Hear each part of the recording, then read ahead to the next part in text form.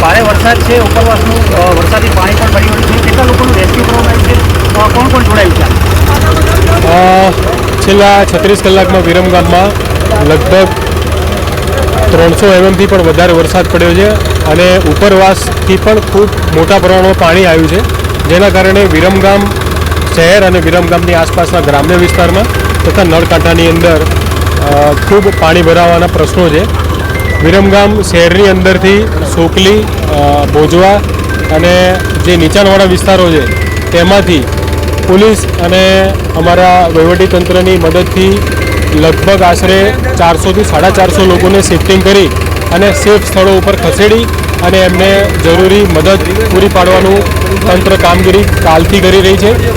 આજે પણ આપ જોઈ શકો છો, આ વિસ્તારની અંદર અત્યારે ટ્રેક્ટર મારફતે જ્યાં વાહન નથી આવી શકે એમ ત્યાં આગળ પોલીસની અને તંત્રની મદદથી અમે આ રેસ્ક્યુ કરી રહ્યા છીએ. આ સિવાય ગ્રામ્ય વિસ્તારની અંદર નળકાંઠામાં ખૂબ પાણી ભરાવાના પ્રશ્નો છે, જ્યાં આગળ થુલેટા, સુરજગઢ અને એ વાસણ, આ બધા ગામોની અંદર જે નીચાણવાળા ઘરો હતા ગામની અંદર, તેમાં પણ પાણી ભરાવાના પ્રશ્નોના કારણે સ્કૂલોને ખોલી અને એમને સ્કૂલની અંદર જ ભોજન બનાવી અને વ્યવસ્થા પૂરી પાડવા માટે આખું તંત્ર કામ કરી રહ્યું છે. વરસાદની પરિસ્થિતિ અને પાણી ભરાવાની પરિસ્થિતિ જોતાં આગામી 24-36 કલાક થોડીક સમસ્યાનો સામનો કરવો પડશે એવું દેખાઈ રહ્યું છે. પ્રાથમિક રીતે તંત્ર જેમ બને એમ પાણી નિકાલ થાય એના માટે તમામ મશીનરીને તમામ વર્કફોર્સને કામે લગાડી અને અમે આ સમસ્યાનું ઝડપી નિવારણ કરવા માટે પ્રયત્ન કરી રહ્યા છીએ. જિલ્લા કલેક્ટર અને ગુજરાત સરકાર દ્વારા અમને એક SDRFની ટીમ પણ ફાળવવામાં આવી છે, જે ટૂંક જ સમયમાં વિરમગામની અંદર આવી જશે અને જે પણ અસરગ્રસ્ત વિસ્તારો છે જ્યાં આગળ પણ મદદની જરૂર પડશે, બોટ મારફતે અથવા એમનું જે રેસ્ક્યુ ઇક્વિપમેન્ટ છે એ મારફતે પણ અમે એમની સુધી પહોંચી અને એમને મદદ પહોંચાડીશું. અપીલ શું કરશો? ભારે વરસાદ છે, મારે તમામને એક જ રિક્વેસ્ટ છે કે આપ સૌ જાણો છો, ખૂબ મોટા પ્રમાણમાં વિરમગામની અંદર ક્યારેય વરસાદ નથી પડ્યો એટલો વરસાદ પડ્યો છે.